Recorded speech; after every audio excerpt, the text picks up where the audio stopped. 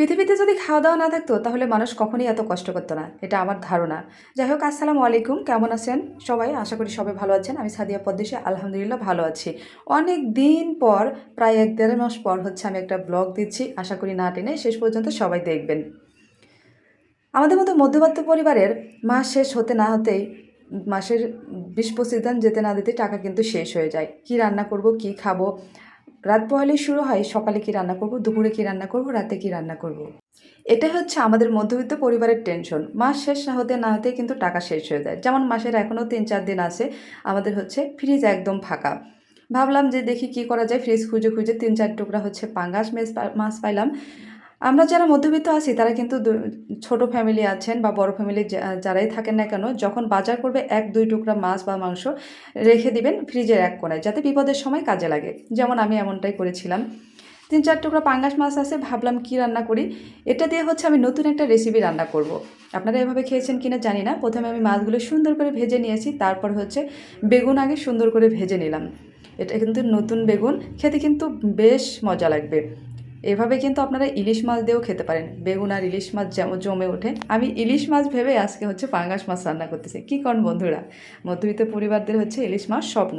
যাই হোক, বেগুন ভেজে তুলে রেখে তারপরে আমি হচ্ছে পেঁয়াজ সুন্দর করে ভেজে নিয়েছি। ভেজে নেওয়ার পরে হচ্ছে যত মশলা আছে, মরিচ, হলুদের গুঁড়া, লবণ, আদা রসুন বাটা সব একসঙ্গে আমি সুন্দর করে কষিয়ে নিয়েছি। কষিয়ে নেওয়ার পরে যা করেছি, এটা হচ্ছে আমি বেগুনগুলো যে ভেজে রেখেছিলাম সেই বেগুনগুলো আমি সুন্দর করে আগে কষিয়ে নেব।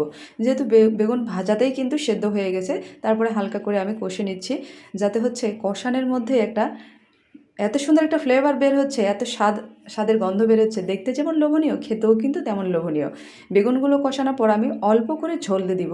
ঝোলটা কিন্তু আপনারা অবশ্যই গরম পানি দিয়ে দিবেন, তাহলে তরকারির স্বাদটা আর দ্বিগুণ বেড়ে যাবে। তরকারিতে গরম পানি দেওয়ার পরে যখন পানিগুলো বলক উঠে যাবে, তারপরে আমি হচ্ছে মাছ ভেজে রেখেছি যে মাছগুলো হচ্ছে তরকারিতে দিয়ে দিব।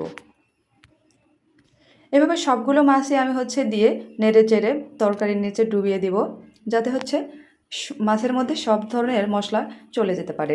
যাই হোক, রান্না করতে করতে আপনাদের একটু প্রকৃতির দৃশ্য দেখায়। এটা হচ্ছে আমার হচ্ছে বাসার বাইরের অংশ, এখানে কেউ চলাফেরা করে না, এমনিতে হচ্ছে গাছগাছটা লাগানো হয়েছে। এর মধ্যে দেখতেছি আমার হচ্ছে ছেলেমেয়েরা কী করে, কিউটের ডিব্বা, মার্শাল্লাহ। ওদের হচ্ছে, আমার ছেলেটা একটু অসুস্থ। তারপরে এসে দেখি আমার তরকারিটা কিন্তু হওয়ার মধ্যে, দেখেন কত সুন্দর ধোয়া, দেখতে যেমন লোভনীয়, খেতেও কিন্তু বেশ লোভনীয়। দেখছেন, তরকারিটা দেখেই অনেক স্বাদের মনে হচ্ছে। আসলেই কিন্তু আমি খেয়ে রিভিউ দিচ্ছি, খুব স্বাদ হয়েছে। সবার আমন্ত্রণ রইল, আপনারা কমেন্ট করে জানাবেন আমার তরকারি রান্নাটা কেমন হয়েছে। আসসালামু আলাইকুম সবাইকে, ভালো থাকবেন সবাই। আমার জন্য সবাই দোয়া করবেন। আপনাদের সবার জন্য মন থেকে অনেক অনেক দোয়া আর ভালোবাসা, সবার জন্য শুভকামনা।